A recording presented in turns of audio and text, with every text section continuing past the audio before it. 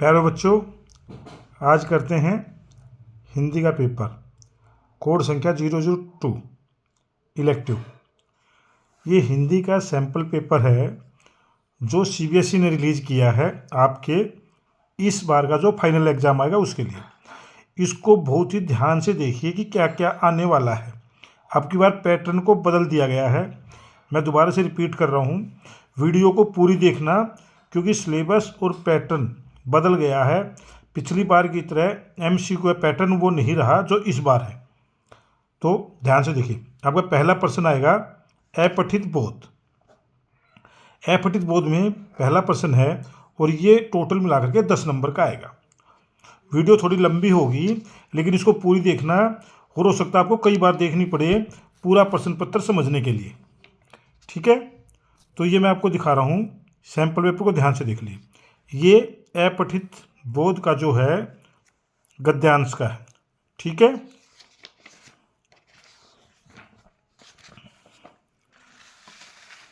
देखिए आप इसको। ठीक है, इसको रीड कर लीजिए एक बार थोड़ा थोड़ा सा, और इस सैम्पल पेपर को मैं आपको पीडीएफ भी करूँगा ग्रुप में, जो है जो मैंने ग्रुप बना रखा है। अब देखिए सबसे पहला प्रश्न क्या है जो इसके अनुसार आ रहा है। गोधुली वाली दुनिया के लोगों से अभिप्राय ऐसे लोगों से है जो इसमें दिया गया है। किससे है गोधुली दुनिया से लोगों का प्राय? जीवन को दांव पर लगा देते हैं। क्या करते हैं? जो जीवन को दांव पर लगा देते हैं। ठीक है जी, जो जीवन को दांव पर लगा देते हैं। ठीक है जी, दूसरे प्रश्न पे आ जाइए। अब देखिए दूसरे प्रश्न को किस प्रकार से इन्होंने डेंजरस और खतरनाक बना दिया है।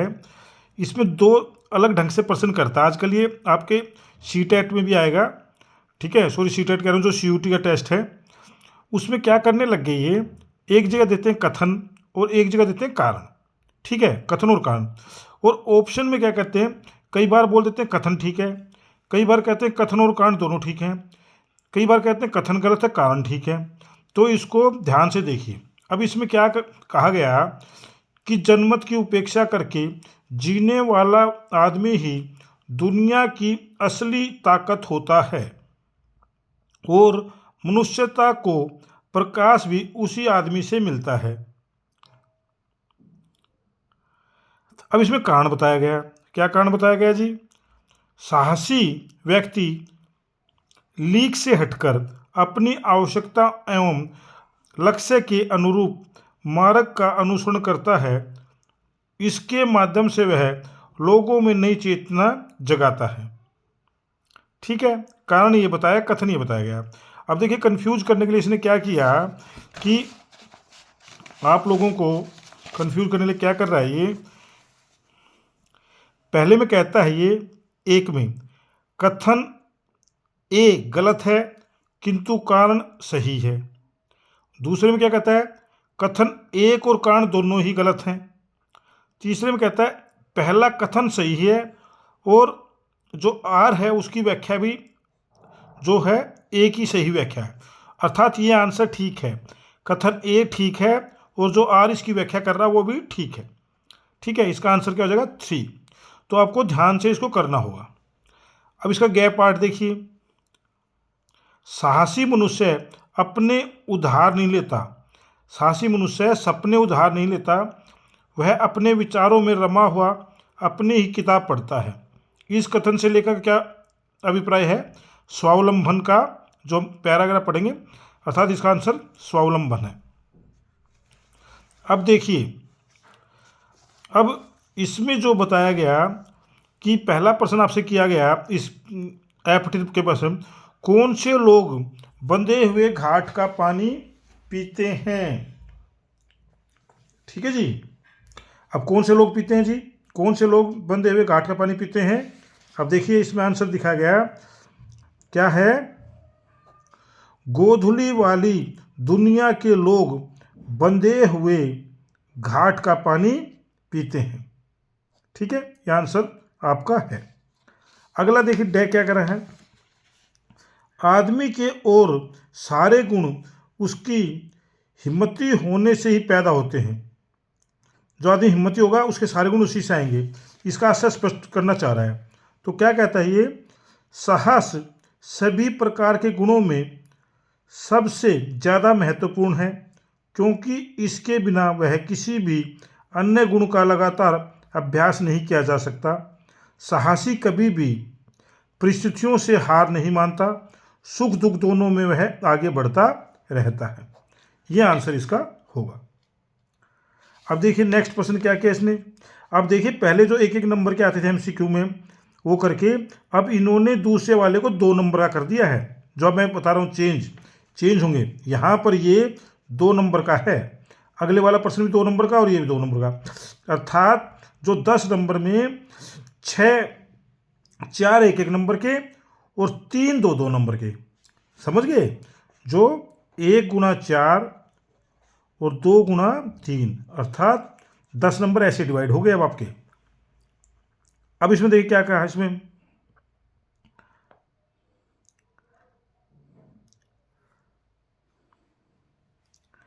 जिंदगी की दोनों स्थितियों में से कौन सी उचित है। कौन सी उचित है जी, जिंदगी की दोनों सूरतों में से दूसरी सूरत, जो उसमें दूसरी सूरत बताई गई है, जिसमें गरीब एवं असहाय व्यक्तियों को खुशी प्रदान करने की कोशिश की जाती है, वह श्रेष्ठ है। जीवन में लक्ष्य प्राप्ति के लिए हर व्यक्ति प्रयास करता है, वह विपरीत परिस्थितियों का मुकाबला भी करता है, परंतु गरीब लोगों के सुख दुख का अपना समझकर उनका साथ देते हैं, जो सभी नहीं कर पाते। ठीक है जी। अब इसका ये देखिए 6 वाला, लेखक द्वारा अकेले चलने वाले की तुलना सिंह से किए जाने का औचित्य किया।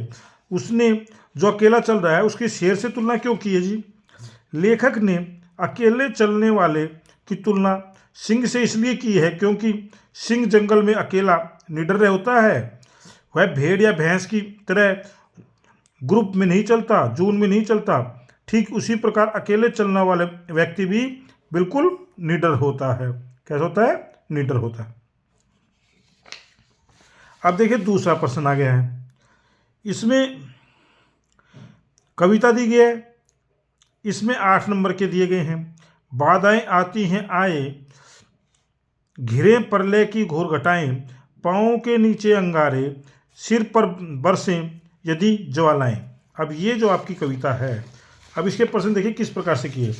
उसी प्रकार से आपको ये सबसे ज़्यादा कन्फ्यूजन जो आपको कर रहा है वो कथन और कान वाले उसमें कन्फ्यूज कर रहा है।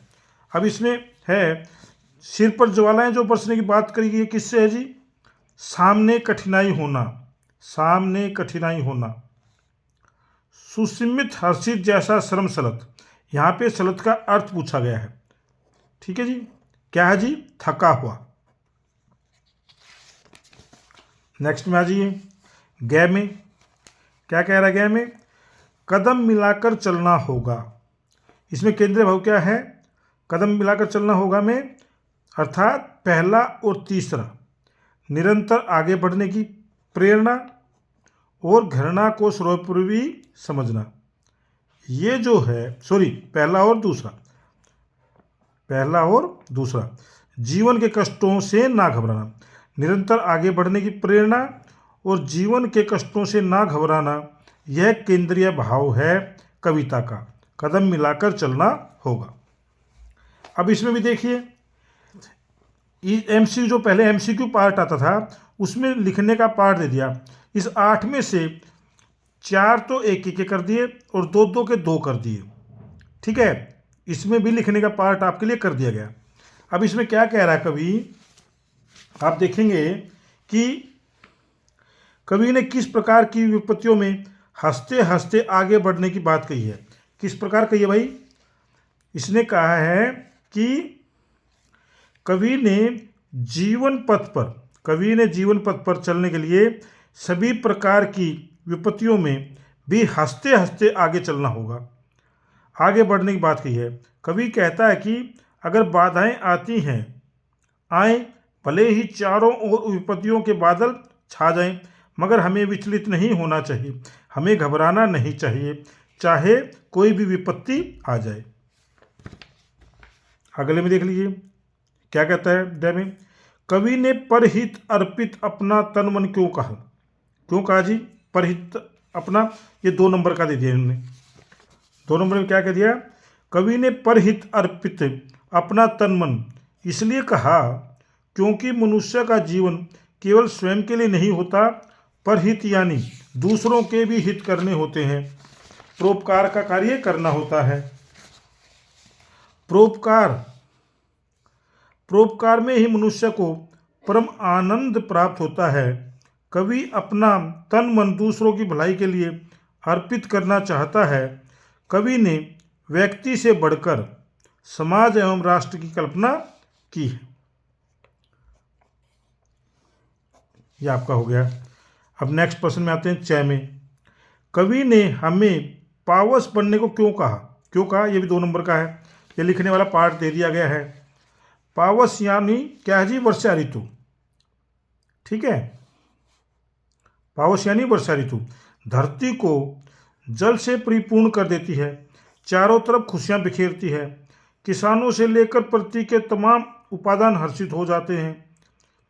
उसी प्रकार मनुष्य को भी दूसरों के लिए कुछ कर गुजरने की इच्छा होनी चाहिए। हमें दूसरों की सेवा और भलाई करनी चाहिए।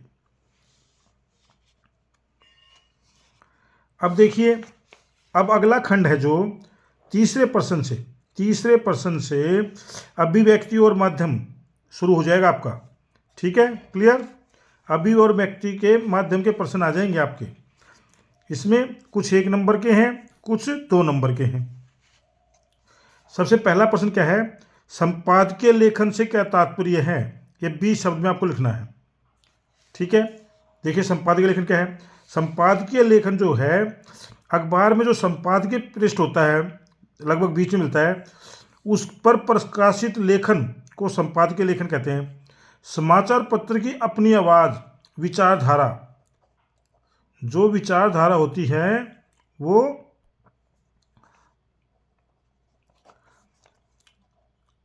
संपादकीय की होती है। ये क्या हो गया। अब ख देखते हैं, रेडियो के लिए समाचार कॉपी तैयार करते हुए किन बुनियादी बातों का ध्यान रखना चाहिए। जब रेडियो के लिए समाचार कॉपी तैयार करें तो किन्हीं 2 कारण बताने हैं आपको 40 शब्द में। ये 2 नंबर का है। क्या रखना चाहिए जी ध्यान, साफ सुथरी टंकन प्रति, अर्थात जो बिल्कुल टाइप की हुई जो है वो बिल्कुल साफ सुथरी हो। पृष्ठ के अंत में कोई पंक्ति अधूरी ना रहे। कठिन शब्दों से बचना चाहिए, बचा हो। अंकों और आंकड़ों संख्याओं का लेखन शब्दों में हो। डेडलाइन, संदर्भ और संक्षिप्ताक्षर का सतर्क प्रयोग हो। कम से कम लिखने की आपको कला आनी चाहिए। ये ख वाला आंसर होगा तीसरे का। गैप पे आ जाते हैं। मीडिया जगत में फ्रीलांसर की भूमिका को लिखिए। देखिए, एक फ्रीलांसर होता है, क्या होता है फ्रीलांसर, पत्रकार। एक तो होते हैं जो पत्रकार होते हैं जो अखबारों में, समाचार पत्रों में, जो टीवी चैनल के लिए काम करते हैं या अखबार के लिए काम करते हैं। फ्रीलांसर होता है जो अपने आप घर बैठकर काम करे, खबरों को ढूंढे और बाद में उनको बेच दे। अर्थात इसका क्या लिखेंगे आप, फ्रीलांस पत्रकार का संबंध किसी खास अखबार से नहीं होता, ना ही किसी टीवी से। वो भुगतान के आधार पर अलग अलग वर्गों के लिए लेखन करता है। जो भी पैसे ज़्यादा दे देता है या जो उसको ठीक लगता है उसको वो बेच देता है। चौथे पाजिए, चौथे क्या कहता है, समाचार लेखन की शैली का विस्तृत परिचय दीजिए। भाई समाचार लेखन की शैली में होता है, बताओ। चलो जी बताते हैं। उल्टा पिरामिड शैली जो है ना, यह समाचार लेखन की सर्वाधिक लोकप्रिय, उपयोगी और बुनियादी शैली है। सबसे लोकप्रिय जो शैली है ना वो उल्टा पिरामिड शैली है और बुनियादी शैली है। इसमें इंट्रो, बॉडी और समापन के अनुसार क्लाइमैक्स है ना, जो इसमें औरों में क्लाइमैक्स बाद में आता है, इसमें क्लाइमैक्स ही पहले आएगा। क्लाइमैक्स आरंभ में, समझ गए। उल्टा पिरामिड शैली में क्लाइमैक्स पहले आएगा। अच्छे फीचर लेखन की विशेषता, फीचर जो है अच्छे में क्या विशेषताएं होनी चाहिए जी? देखो, फीचर लेखन का कोई निश्चित ढांचा नहीं होता, आमतौर पर तथ्यों, सूचनाओं और विचारों पर आधारित कथात्मक विवरण होता है। भाषा बिल्कुल सरल होनी चाहिए, रूपात्मक होनी चाहिए और आकर्षक होनी चाहिए। फीचर में भावनाओं, विचारों का संयोग प्रयोग होना चाहिए। ये है। गैप पे चलते हैं। Beat reporting. ये बीट रिपोर्टिंग क्या है और विशेषीकृत रिपोर्टिंग में क्या अंतर है? बीट रिपोर्टिंग और विशेषीकृत रिपोर्टिंग का अंतर बताना है। ये 3 नंबर का है। अब देखिए, इसमें जो दिए गए हैं 3 3 3, ये 3 3 नंबर के दिए गए हैं इसमें। ठीक है। बीट रिपोर्टिंग में संवाददाता को उस क्षेत्र की जानकारी होना आवश्यक है। ठीक है। बीट रिपोर्टिंग में संवाददाता को उस क्षेत्र की जानकारी, जिसकी कुछ होते हैं क्रिमिनल देते हैं, कुछ स्पोर्ट्स की देते हैं, तो उसको अपने क्षेत्र की पूरी जानकारी होती है। जो स्पोर्ट्स की होगी उसको स्पोर्ट्स की होगी, जो क्रिमिनल की देगा क्रिमिनल की होगी, जो बिजनेस पे लिखता होगा बिजनेस की होगी। लेकिन विशेषीकृत रिपोर्टिंग में संवाददाता को सामान्य समाचार से बढ़कर उस क्षेत्र से जुड़ी घटनाओं, मुद्दों और समस्याओं का बारीकी से विश्लेषण करना होता है। इसके कारण और प्रभाव भी बताने होते हैं। वो जब समाचार पढ़ रहा होता है तो इस किस कारण से हुए और ये जो घटना घट गई है उससे क्या प्रभाव पड़ेंगे आने वाले टाइम में, वो भी विशेषीकृत पत्रकार को बतानी होती है, रिपोर्टिंग वाले को बतानी होती है किसके क्या प्रभाव पड़ने वाले हैं। अब देखिए ये क्या है, 5वां जो प्रश्न आपका आ रहा है, ये आ रहा है एक विषय पे एक बार से कह सकते हैं रचनात्मक लेख की बात कर रहा है। ये 5 नंबर एक प्रकार से निबंध की बात जो होती थी वो 5वें प्रश्न में आपसे पूछी जाएगी, जो आपके लिए अब कम नंबर का कर दिया गया, केवल 5 नंबर का है। ठीक है। इसमें अनेक चीज़ें होती हैं, जैसे यहाँ पे एग्जाम्पल दिए गए हैं। जैसे ही मैंने नदी के शीतल जल को छुआ, मेरे जीप के सामने अचानक शेर आ गया, देश के प्रति मेरा कर्तव्य यह है। ये 3 एग्जाम्पल आपको सीबीएसई ने दिए हैं कि ऐसे निबंध आपके आ सकते हैं। ठीक है। कोशिश करिए सीबीएसई के वाले पेपर को पूरा सोल्ड करके जाएं, इसमें से 50% आ सकता है पेपर, ध्यान रखना। अब इसमें आपको करना क्या है ये चीज़ समझ लीजिए। जो निबंध है इसमें आपको विषय वस्तु के 3 अंक हैं, भाषा का 1 अंक है और प्रस्तुति आपकी कैसी रही वो भी 1 अंक है। ये 5 अंक भी ऐसे बटेंगे। विषय वस्तु अर्थात जो उसका आपने लिखा है, जो मटेरियल आपने दिया। 6ठे प्रश्न पे आ जाइए। वियोगी होना पहला कवि, आशय उपजा होगा गान। यह भी आपके किताबों से प्रश्न आने शुरू हो गए हैं। 6ठे से आपके किताबों के प्रश्न आएंगे। ठीक है। अब क्या कह रहा है जी 6ठे में, ये देखिए इसमें जो है कविता का भाव से संबंध है, भाव का संबंध मनुष्य से है,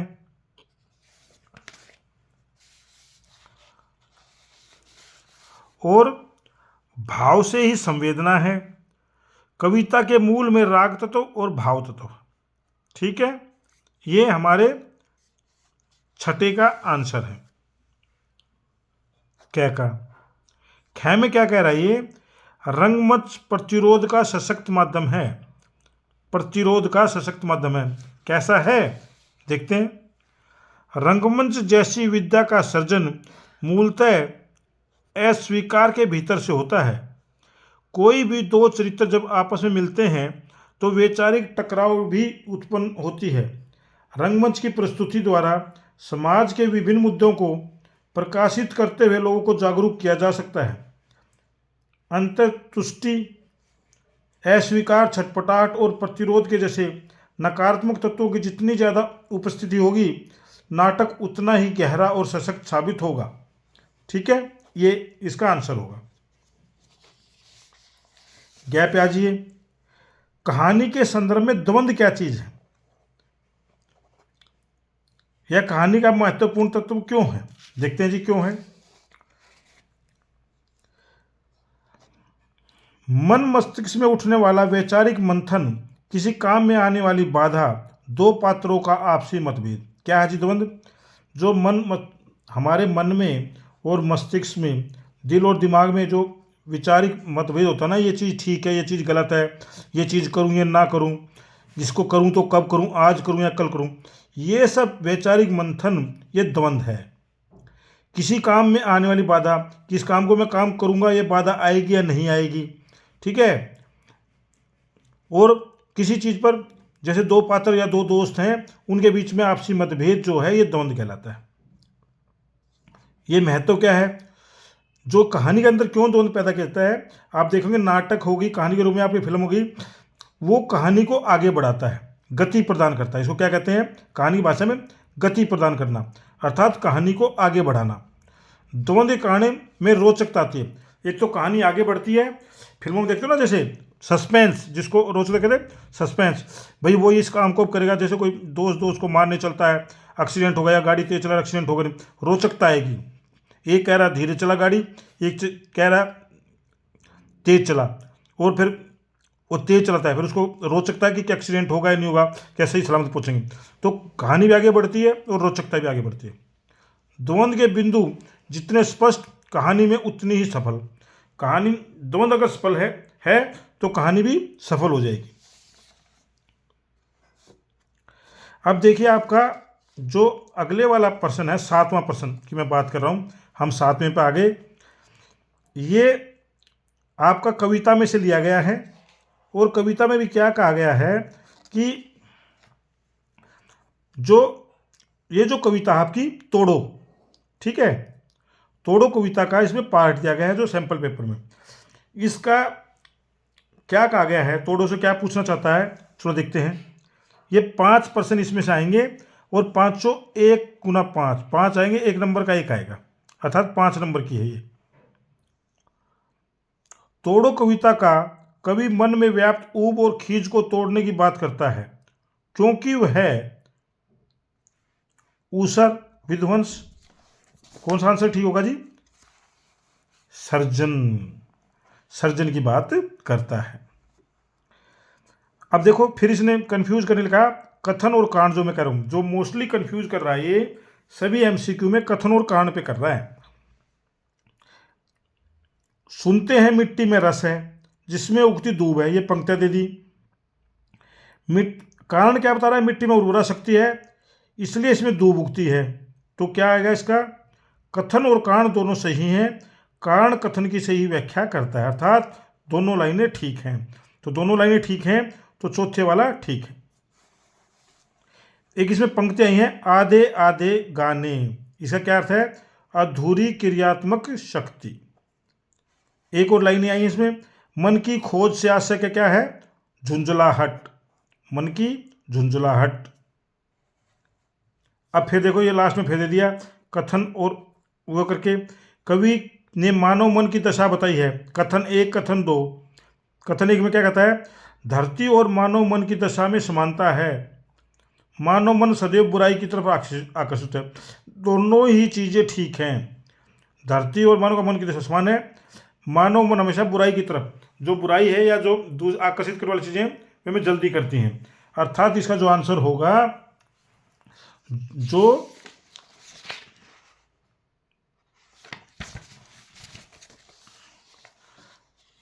कथन 1 और कथन 2, अर्थात दूसरे वाला आंसर इसका ठीक है कि कथन 1 और कथन 2। ठीक है जी। 8वें प्रश्न में करते हैं। काव्य खंड पर आधारित 3 प्रश्नों के उत्तर आपसे पूछे गए हैं। ठीक है जी, ये काव्य खंड के 3 प्रश्न आपसे पूछे जाएंगे 8वें में। ये एक प्रश्न 2 नंबर का है,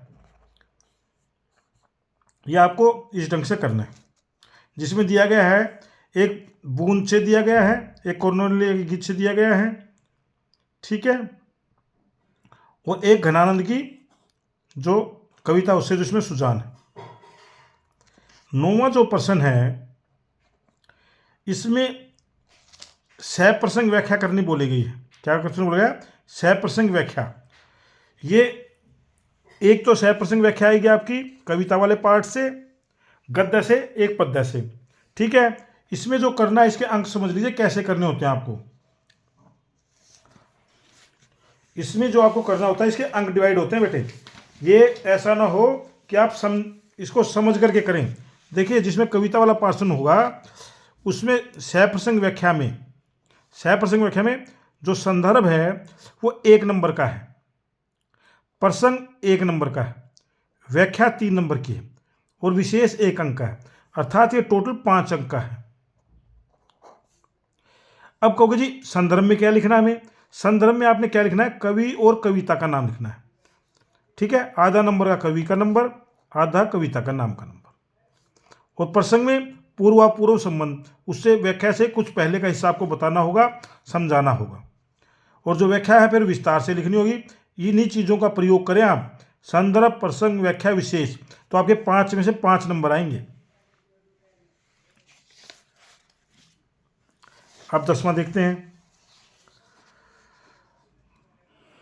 अब देखिए, ये फिर आ गया है, ये आपके चैप्टर से आएगा, किताबों से आएगा। ये कुटुज चैप्टर से लिया गया है, गद्यांश से। ठीक है, गद्यांश का कुटुज चैप्टर दिया गया है, उसमें से कुछ इन्होंने एमसीक्यू बनाए हैं। अब देखते हैं क्या कहता है। कुटुज द्वारा घोषणा उसकी दर्शाती है, जिजीविषा दर्शाती।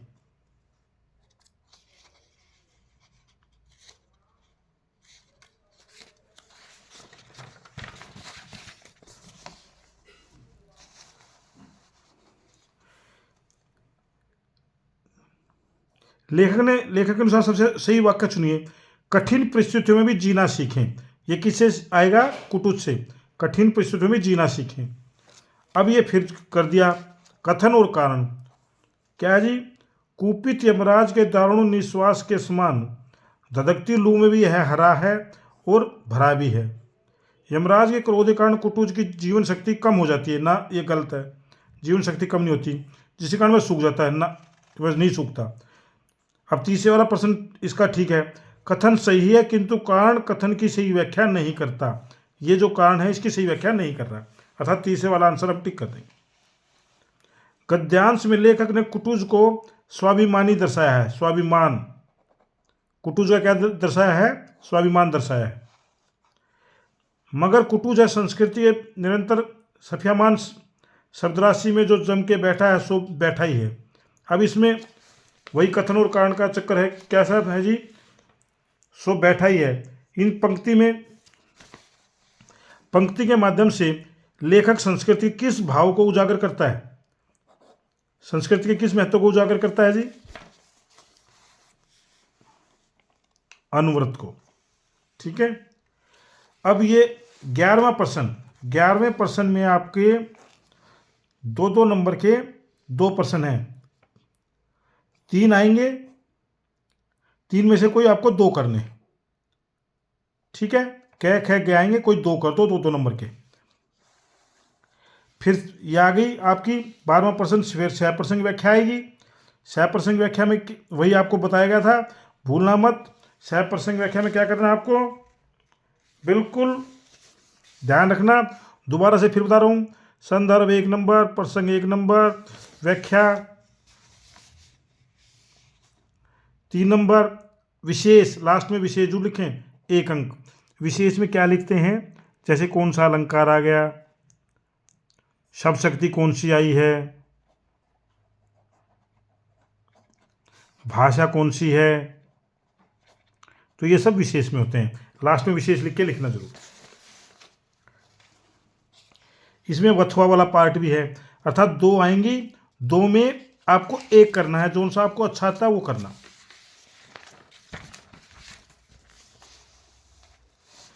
फिर लास्ट प्रश्न आपका 13वां प्रश्न, अर्थात 13 प्रश्न आएंगे। ये